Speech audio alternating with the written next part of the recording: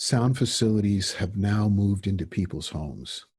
The technology that it took and the cost to put a really A-level sound mixing post-production facility together, you could put a decent system in your house, acoustically treat it, and deliver product that would play on a television, a theater that you never really could do before. What that's allowed, it's allowed a lot more flexibility, but it's also proven a point that what kind of footprint do you really need to deliver that kind of high quality product? Welcome to the Sound and Marketing Podcast. Really excited to introduce my old friend Steve Williams. He was actually, I believe, at my wedding, and my husband's known him even longer. Steve is the former VP of Post-Production Services at Universal, so he's got some stories for us. Today, I just kind of wanted to talk about cinema, sound in cinema and movies and TV, and everyone can understand sound and music in that. And I'm hoping that those that are listening can draw from his experience and glean it into their marketing strategies and campaigns and really think about sound in marketing as just as important as sound in film. So welcome to the show, Steve. Oh, thank you for having me. I really feel honored that you asked me to participate today. Why don't we start with kind of tell a little bit about yourself? Obviously, you're not just Universal because you've done many things since then, but let's start with Universal and just kind of talk about how sound and marketing worked through your position. I just want to give you a little bit of a background in terms of getting to that point, because I think one of the things that's important, Jeanna, is because sound is such a complicated craft, right? And I always tell people that it encompasses all the range of creativity. It raises the level of your end product. Sound is really very important. And I think it's one of the most creative things that someone can get into in terms of different skill sets can be accommodated in that. In my particular case, I was in college and then decided to leave college and get into a situation to where I didn't really feel that my pathway in college was really, speaking to me and stuff. And so through a couple of various things, I ended up going and leaving a university and going to a junior college where they had a broadcasting department and a radio station. They also had a film department. I met some people there and we started a little sort of community and started making short films. I just was fascinated by it. I lived in the Bay Area. San Francisco is where I grew up. So Francis Coppola was there, of course. And, they were just really, Walter Murch, and they were just really getting independent film industry off the ground there. But music was the biggest thing, right? And that's what really drew me into that scenario. I was fortunate to work for CBS Radio for 3 years as a radio engineer and learned to edit documentary sound there. One day I was at work, and my brother, who was a musician, was working at a recording studio in Berkeley, California, and called me up and said that was I interested in having a position as an assistant recording engineer. And I said, oh, why is that? Technically, I was really into sound and that sort of thing. And he said, well, they just let go of an assistant engineer and they need somebody over here right away. I finagled my way out of work that day, that afternoon, and went over to the studio and got hired. And I quit the next day and went to work at Fantasy Records in Berkeley, California. And that was kind of the biggest thing to happen with me. And it started me on my journey of sound. So leapfrog, many years later on, I had spent time as an independent. I moved to Los Angeles and with my wife and our first daughter, and got into the independent sound world, which, so many of the people in the sound business are freelancers. They're trying to figure out a pathway of how you can get connected and make a living on that. Sometimes is one of the most difficult things to overcome. Fortunately, I did make some connections, and someone who I had worked with previously became the head of the sound department at Universal, and I ended up being able to get hired there. That started my time at Universal, and I was there for 14 years. The sound department was huge. The major studios all had big sound departments. There was always an ebb and flow in the industry where it would ebb to independent sound houses, and then it would ebb back to in-house studio sound departments. And this kept on going back and forth. But because as an independent, when technology changed, the studios could do it better to upgrade because they had more resources. But when sound was still rooted in really rudimentary sound tools, which was moviolas, 35 millimeter film reels, cutters, and all that sort of stuff, it was very easy for an independent to really exist because it was your skill and your time. But when technology started to change and computers became a part of the tool set, and the mixing facilities, you needed to expand because you went from, film mono three track into multi-channel sound. You needed really good technical departments and engineering teams to really put those things together. So kind of swayed back to the studios, and they invested and started to build bigger departments. The next change that really came into that was home video, right? Delivering products that people could watch in their home. You remember videotape, and people would have go rent videotapes. Everybody remembers the Blockbusters and the what's the other one? The Blockbuster and Hollywood Video. Yeah, right. That was a big one. I used to go there all the time. Video, yeah. Oh, you did? Oh, that's fantastic. Yeah, we would go there and because they had a large collection of old and archive tapes and stuff like that. So we would always get those for when we needed them in old shows. But one of the things is that and this is it's kind of interesting to understand that trend, because what happened was it was a side business even for the studios, delivering product for the home. TVs weren't sophisticated. The technology hadn't really gotten inside to people's home to where they embraced it, right? They could afford it.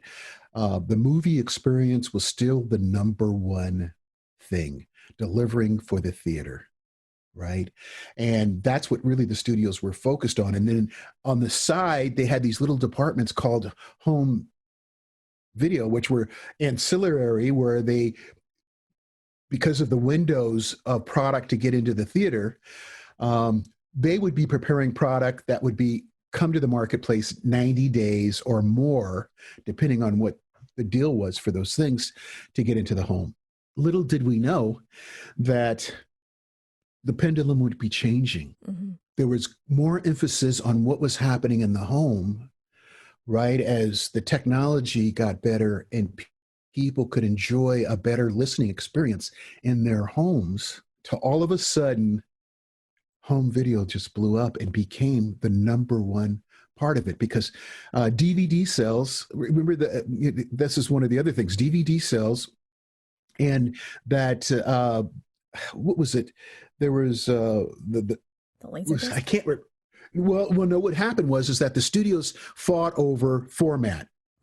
On DVDs, right? There was Sony and there was another one, and they invested a lot of money in the different formats. Once it became clear what the final format was going to really be, it got rid of videotape, right? Now we had hard DVDs. And then that became a whole nother thing. The skill set to deliver to home video became a lot higher, and they expanded their departments, right, to deliver home video. One of the things, that became really interesting about it was that even though the cachet was still in the film side of the business, but the home video was getting more money because of licensing, and they were starting to grow. So what ended up happening is that the executives that were running the home video departments all of a sudden became a lot more important, because that was a revenue stream that just was very, very big for the studios. To the point where you saw when executives changed positions, that studios and corporations were leaning on the heads of home video departments to run the studios. Typically, the heads of studios would come from marketing departments. because getting to the consumer and understanding how to put the product out in the marketplace was really the biggest thing. But home video became the really biggest thing. And of course, we leapfrog into March of 2020. No one will forget And that. what happens? That's exactly right.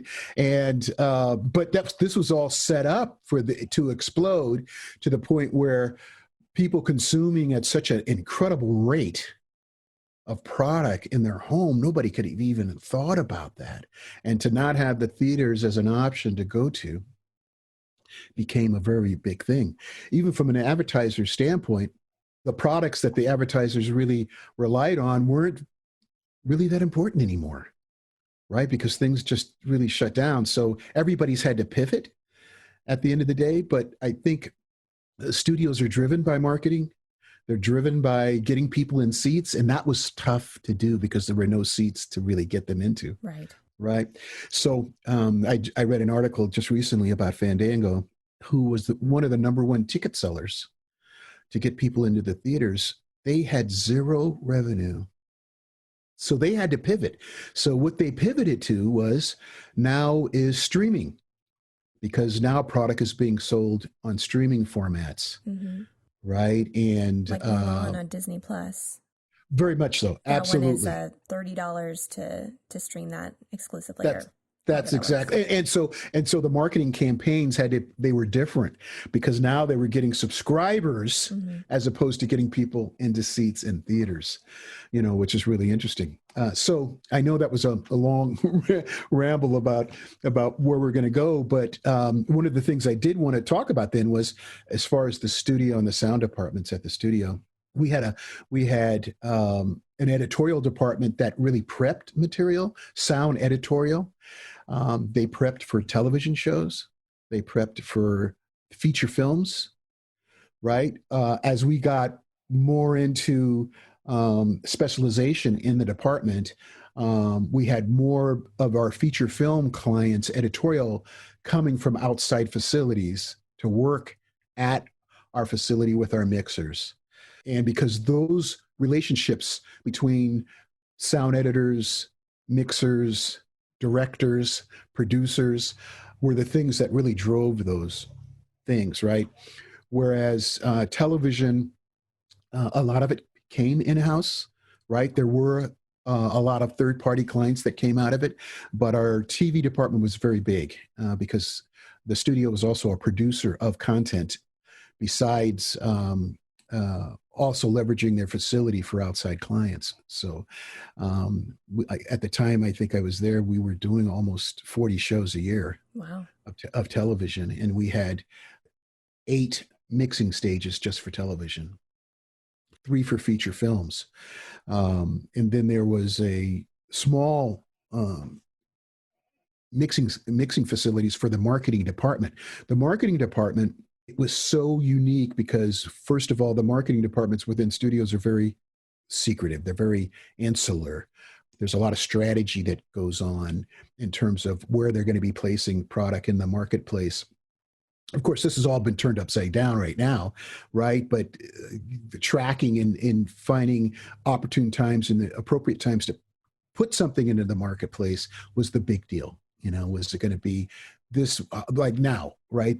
We would have had a lot more horror movies in the theaters, right? Because of the Halloween and coming around Thanksgiving. But it also was a lead up to our Academy Award time. So a lot of new movies and blockbuster movies would be coming out right now because of the Academy time to get attention. That's exactly right. That's not happening now, right? So that's really a really whole big thing. But the marketing department had its own infrastructure and was insulated from the regular sound department. They had a picture department that did its own coloring and prepping and delivery of elements from that, because marketing departments in feature films do versions, so many different campaigns of the same thing.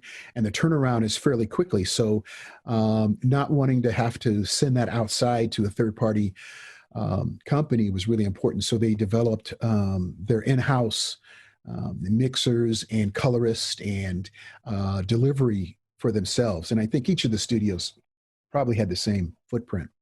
Marketing was completely different than, say, a television prep or a feature film prep, because the fast turnaround and, getting product out into the different, television, feature films, trailers, radio, all those sort of things. There were so many different ways to deliver your content as they ramped up a release of a film.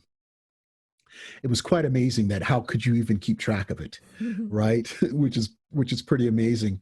And a lot of times those had small crews. You usually had a mixer and you had an editor, right, that would deliver that. And it was very specific in terms of how you took advantage of delivering a product in the marketing side of it, because sound levels were really important, because they usually your product fit in between other content that was on either a radio or television show, and you didn't want your you wanted it to stand up.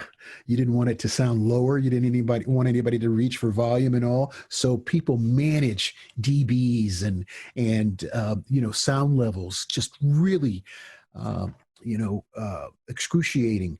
But there was a theory, to be able to say, how you started something out, how it peaked out, what sound levels, dialogue levels that you maintain were very, very important.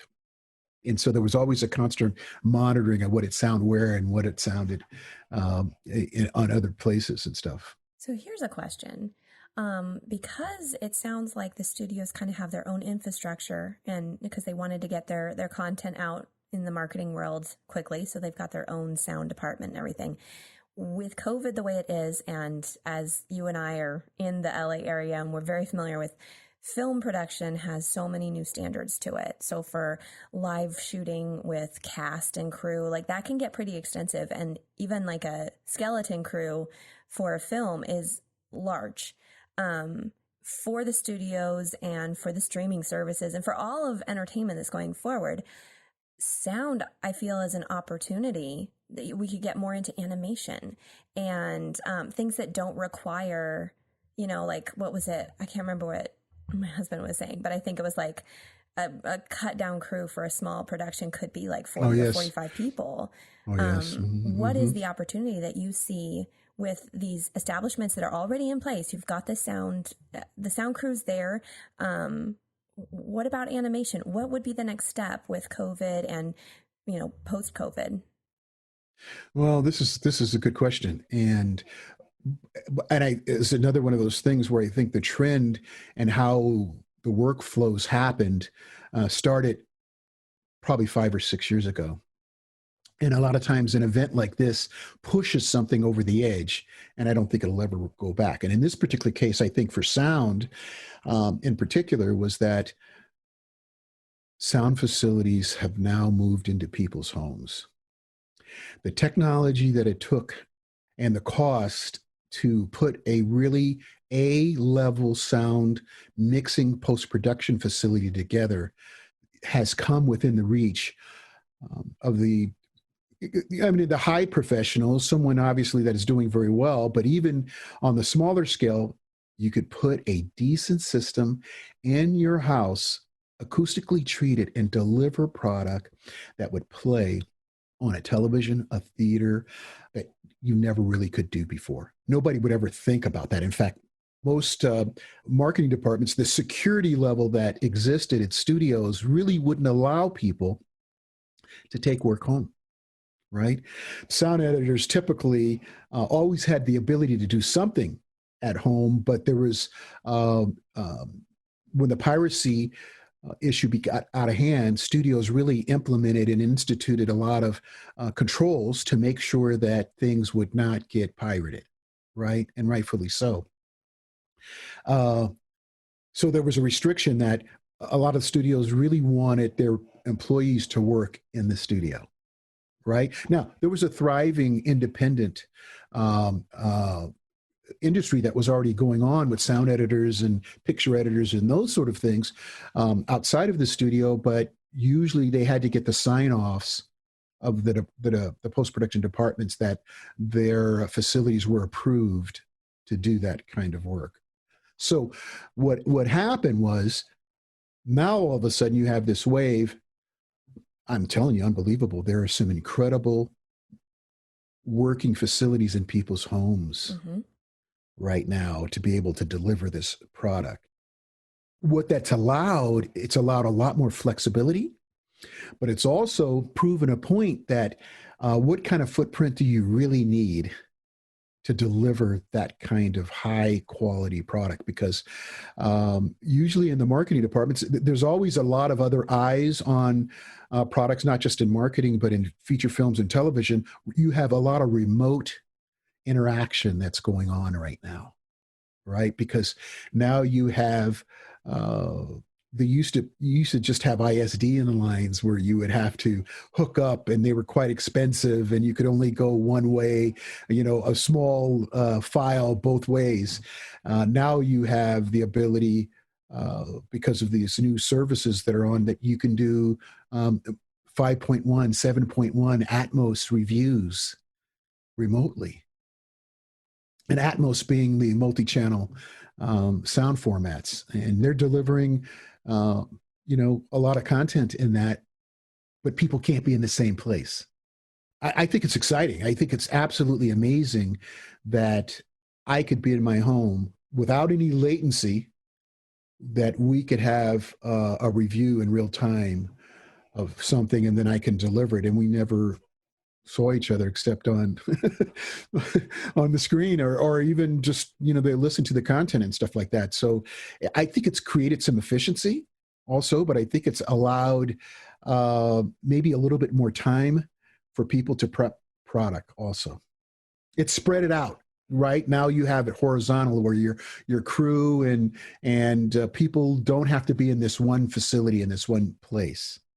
And I think that the sound supervisors and those who are responsible for managing the sound content on these things have a little bit more difficult job too, to manage it, right? Because you have to get the source material in so many people's hands. So that makes it tough. You have to have really good assistant editors to keep track of things and stuff. So, well, we know a lot of good assistant editors. So yes, yes. Stemming off of that, I'm going off of my talking points because I think this is more interesting. We both know the power of sound, the importance of sound. And I read something, because of COVID, depression and mental issues of sorts are up like 700%. Yes, they are. Yeah, I know. Everyone is touched by this in one way or another. Like, you don't have to be super stressed, but there's a difference in your life. There's something raw and truthful in just the voice. And when you utilize voice first or sound first, there's something more emotionally engaging in that. And I wonder if now everything is going to the home, and it's probably going to stay there for a while. Like, personally, I'm not going to a theater for a long time. But now that our cinema experience is in the home, what can we do? How can we be more sensitive through the sound that we put into movies and TV and podcasts and streaming advertising? How can we be more sensitive? How can we utilize that skill set? Well, it's interesting because I think this has always really been a discussion, because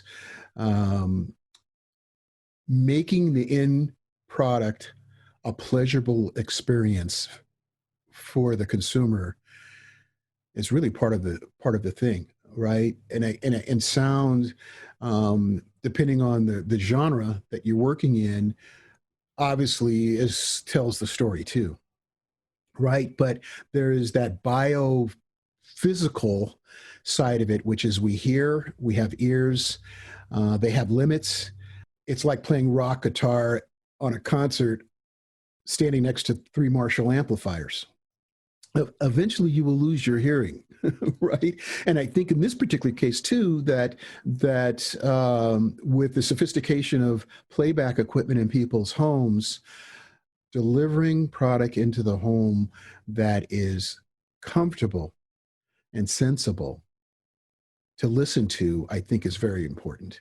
And I know there's a huge concern and a lot of consciousness that goes into it from the mixers and others that are delivering for that format. There's always a thread, you go on Reddit or you go to whatever occasionally when a film gets released, and and everybody always likes to be respectful about people's work, but there's always, when something sort of goes outside of that edge and becomes a task to say, if I'm going to sit in this room, I do not want to be assaulted.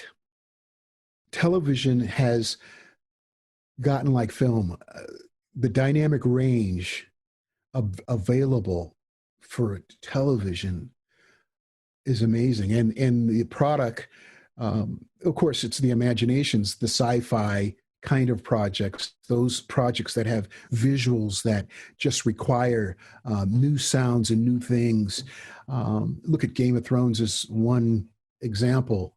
Who would have imagined how sound could work with those images to create believability for that? But the dragons and the battles and all those sort of things, they still have to come into the home to where you can sit in your home with your family and enjoy it. Tune in for the next episode, where we will continue our conversation with Steve Williams, former VP of Post-Production Services at Universal. I am very excited to announce my upcoming course, Sounds, Power, and Influence in Marketing, launching February 2021. Pre-order is available now. We'll be discussing what sound is and where it came from, the origins of advertising, advertising today and predictions for the future, sound's role in decision-making and buying power, and how our brains process sounds to create choice and reaction. Get early bird pricing at soundinmarketing.com. Prices go up February 1st, so don't delay. Head on over today. For inquiries on sonic branding development or consultations, you can find me at Dreamr Productions. That's DREAMR Productions.com, LinkedIn, and Facebook. You can also email me at Jeanna, JEANNA, at dreamrproductions.com. All links will be provided in the show notes. For more of the Sound and Marketing Podcast, don't forget to follow, subscribe, and share. You can find us on iTunes, Spotify, Google Play, iHeartRadio, Pandora, and Stitcher. This episode was produced by Dreamr Productions and hosted, written, and edited by me, Jeanna Isham. Let's make this world of sound more intriguing, more unique, and more on brand.